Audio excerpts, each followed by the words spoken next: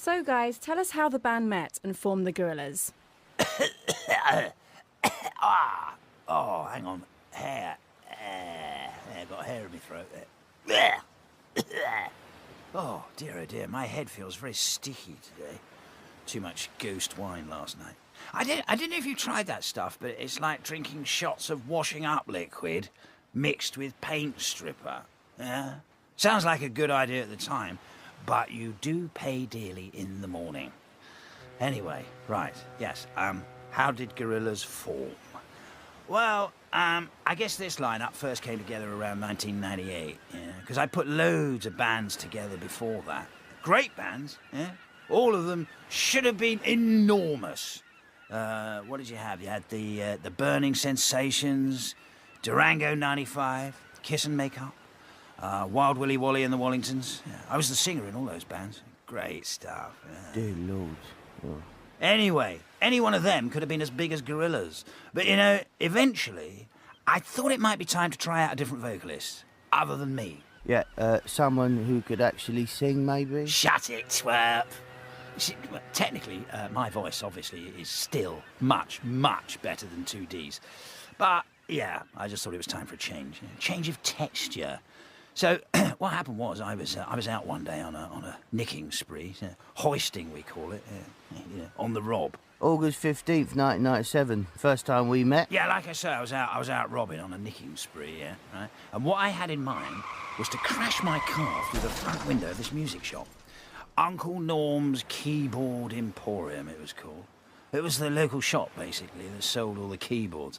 And what I thought was I would just crash through the front and then steal a bunch of the keyboards, and form a new band. It was the shop I was working in. So I crashed the car through the window, and it landed straight in 2D's head. Amazing, direct hit. Knocked one of his eyes straight out. Put him in a coma immediately. I got arrested for that, and my community service, my sentence, was to look after this silly sod. I don't know what I did wrong. Obviously, I abused that position and took the opportunity to bully him to within an inch of his catatonic life. So, one time when we were mucking about in a car park in Nottingham, 2D actually went through the windscreen. And I think it was that second car accident that actually brought him back round. Yeah? Because it knocked his other stupid eye out. But I'll tell you what, when he stood up, wow, what an image. Tall, pretty, blue spiky hair. No eyeballs? No eyeballs. I knew that he had to be the front man. After that, everything sort of just fell into place. I found Russell, our drummer, working in a record shop, Big Rick Black's Record Shack in Soho. Everyone had heard of Russell because he knew everything there was to know about hip-hop. He was the rhythm king. And also he was possessed by the undead, ghostly spirit of his dead friend Del. Good drummer, too. So I kidnapped him and took him over to Kong's Studios, which was our headquarters, our isolated recording studio HQ at the time. Yeah, all we needed, right, was a guitarist. Well, we did have one, Paula Cracker. But she was rubbish, so we advertised for another. We stuck an ad in the music paper, NME. I can't remember exactly what we wrote. I just know it stated, no hippies. Moments later, there was a knock on the door, and there was this FedEx crate outside. Nothing more. No one there. Just a crate. We opened it up. And inside was Noodle, our guitarist. We were a band. We changed our name to Gorillaz there and then, and the rest is history. Anyway, you should obviously know all this. It's all in Rise of the Ogre, the Gorillaz autobiography.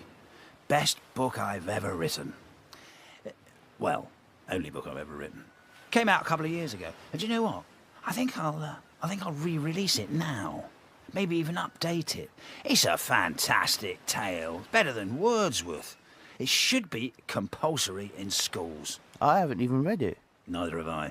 So, yeah, Gorillaz, that's how we formed. It's important to get a name right, though, isn't it?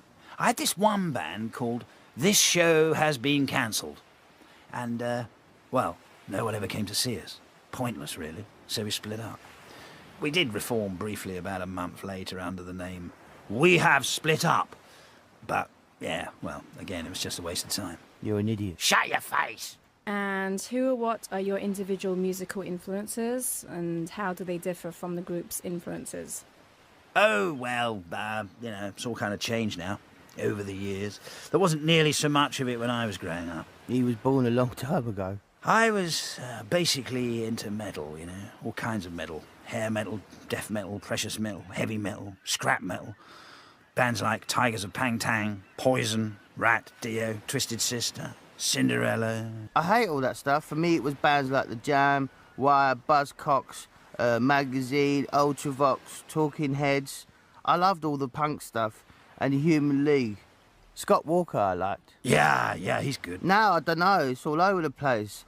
I get sent tapes through the post. Tapes, really? Yeah, tapes. Through the post? Yeah. That's very odd. I didn't think they made tapes anymore.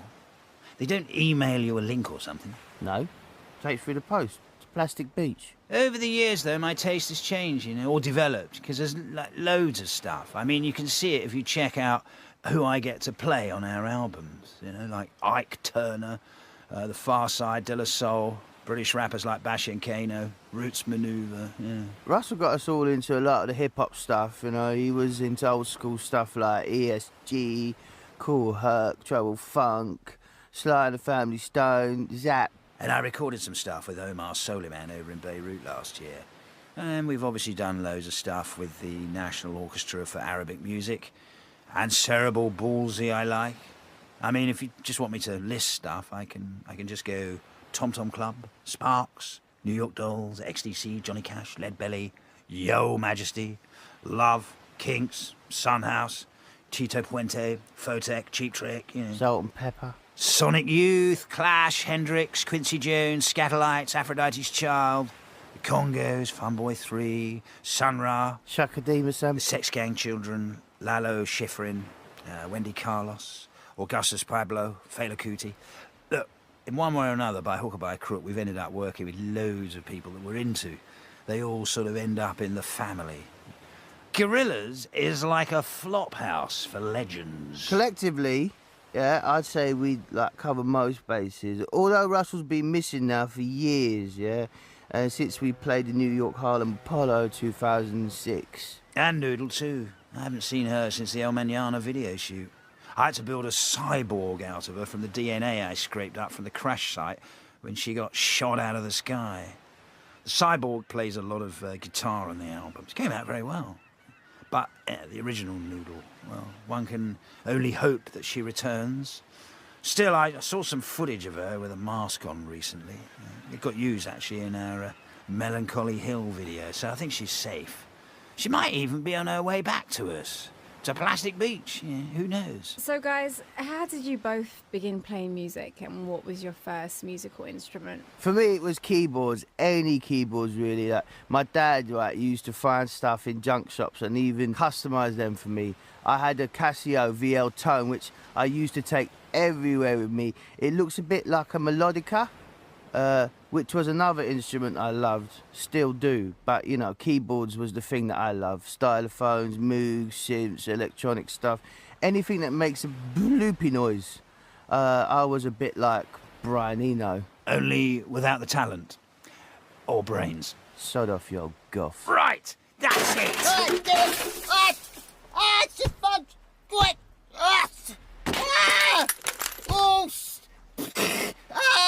Flipping it! Yes. Now, where were we? Oh, yeah, instruments. Well, everyone knows that bass is best. It's heavy, sexy, and you can rattle the bowels of the earth with it. The one I use today is named El Diablo. It was given to me by Beelzebub, the king of the underworld himself, as a present when I signed my eternal contract with him. I gave him my soul, and he promised to make Gorillaz the biggest band that the world has ever seen. So, yeah, it's all working out rather nicely, really, isn't it? Although you can't really play it, so we keep having to bring in extra bass players. Now, Murdoc, it's been known that you've developed some issues with 2D over the years. How do you create music with 2D if you can't even stand to be near him? Your bio in the Gorillaz website states that you hate 2D, and 2D also idolises you, Murdoc. So, tell me Tell me a bit about that. Well, I admit it's not all plain sailing. I mean, look at him. He's got, well, special needs. But for me, music is the ultimate goal. Something that you have to rise above petty differences in order to achieve. The greater good. And he does have a very special voice. Voice of an angle. You can't do it without me, simple as that. You'd still be living in a Winnebago in Stoke if I wasn't singing. Knocking off barmaids on a Friday night. If you were lucky. And even if it is like dealing with some form of mental case, I still think it's worth it in the end. And I guess it helps that he's always looked up to me as a kind of father figure. In your dreams, Pedro. And also, I understand it's not very gentlemanly to point out that our first guitarist, the one before Noodle, was a girl called Paula Cracker. She was 2D's girlfriend, who I had a rather lovely altercation with in the toilets at Kong Studios. After! No! No, you can't pull that! No! For the love of... Careful! Damn it! Get off! Sit back down. That's it, like a good boy. And let's finish this interview, shall we? Just breathe into this rag. Yeah, deep breaths, big gulps. Yeah, there we go. All better now. Shall we continue? And, I think it might be a good idea to direct the next question at me, not him. And 2D, you were introduced to the Free Tibet campaign by Adam Yaut from the Beastie Boys and have been an avid supporter of the Free Tibet campaign ever since. Describe what this campaign means to you and how you hope to raise awareness with your music. I think, Don't ask him anything serious. I mean, you just get a load of rubbish falling out of his trap. Yeah, the Free Tibet campaign was something that a lot of people threw their weight behind. I mean, I think it's important to lend your position to... But you got to ask yourself, haven't you? Yeah? I mean, how much trouble are these people in if they need 2D? Yeah? An animated singer from a Western pop band as a spokesperson for their cause. I think it's important for each and every person to have the liberty and the freedom to live their lives how they choose to, without the interjection and repression from heavy-handed authorities. It's about basic human rights, really. He doesn't really know what he's talking about, though. Do bear that in mind. You know what, guys? I've always loved the song Clint Eastwood, but could never figure out what it's about. What is the song about? I mean, what inspired the song's title? Oh, melancholy, hope, and sweet, sweet dubby reggae. That was one of the first tracks I wrote for this band. Instant hit. It's all built up around my deep, twangy bass. That and a little button marked reggae setting on my Honda Z-Chord hit-making machine. With the lyrics, well, it's not actual sunshine. I don't have sunshine in an actual bag, I'm not even sure that's possible. I'd have to check with someone like Stephen Hawkins on that. I did have a bag, though, but it wasn't actually sunshine inside the bag. It was some old gym clothes and some shoes in a paperback. Oh, we finished the track off at G-Jam Studios in Jamaica in about April, May 2000. Blimey, that was over 10 years ago now. And that track's still a monster. It's actually like a big, clean, inky canvas for rappers of all sizes to come paint their rhymes onto. That one's had raps by Del the Ghost Rapper, Cyan Life from Phi Life Cypher, Tiny Tempers had a crack at it, Snoop Dogg at Glastonbury, Bash and Kano did a version, and Islam Jawad threw his set into the mix recently in Syria and Damascus at this show we did at the Citadel. It's a truly continental cut, that Clint Eastwood song. Frequent flyer. We called it Clint Eastwood because it had a kind of Ennio Morricone feel to the melodical line, like the good, the bad and the ugly or something. So we went with that as a theme, and also calling it Clint Eastwood had a kind of old reggae vibe to the name. I'm not sure why you're actually still talking here. I mean, you had nothing to do with that track other than singing my lyrics. The version that the Gorillaz live band are now doing is great. Very heavy, Paul Simon's bass is way better, way heavier than the original now. In fact, we should record it with the proper bass on there, instead of that cod ham-fisted clumping you do. Dirty Harry focuses on a war in the Middle East, yeah, and features the children's choir of San Fernandez. What are the song's meanings, and how did the addition of the children's choir affected the song's themes?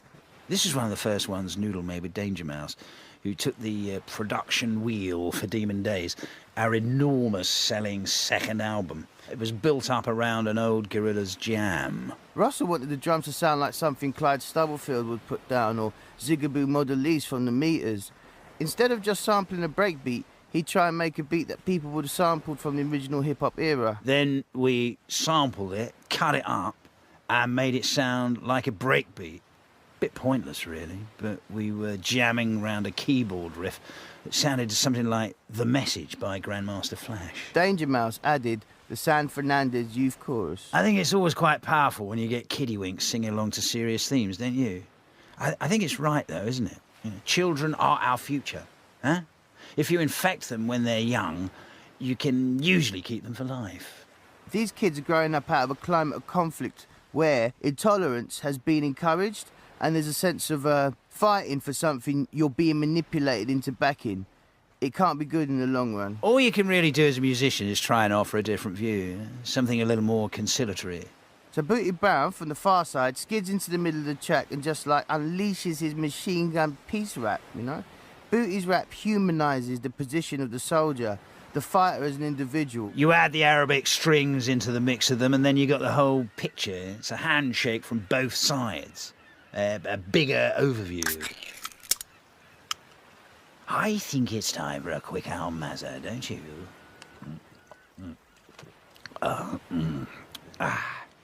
Yeah, the name, though, yeah. I think you're reading too much into it.